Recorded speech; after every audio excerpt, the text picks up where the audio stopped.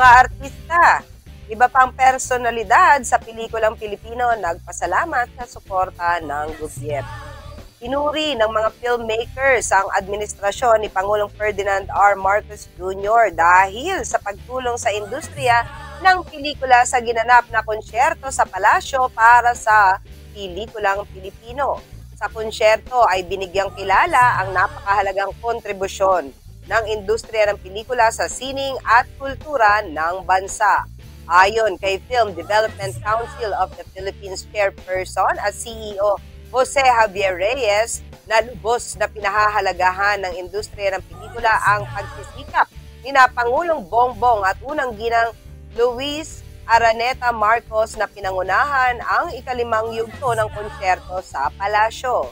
Sinabi naman ng aktres na si Lorna Tolentino na ang suporta ng gobyerno tulad ng konsyerto ay makabuluhan para sa industriya, lalo na sa panahon ng eksena ng pelikula sa Pilipinas ay nakararanas ng muling pagkabuhay.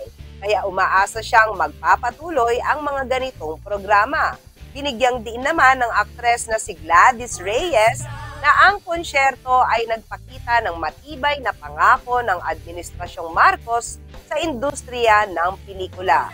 Ang aktor na si Enrique Hill ay nagpasalamat naman sa Administrasyong Marcos sa pag-host ng concert.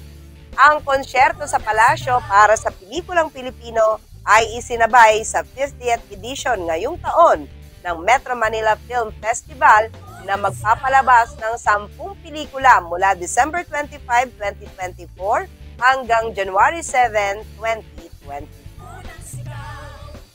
Yes, mainam talagang sinusuportahan ng lumilikha ng pelikulang Filipino ang mga artista at mga nasa likod po ng kamera dahil yan ay bahagi na ng ating sining at ng ating kultura na hindi po dapat mawala o mamatay. Oo.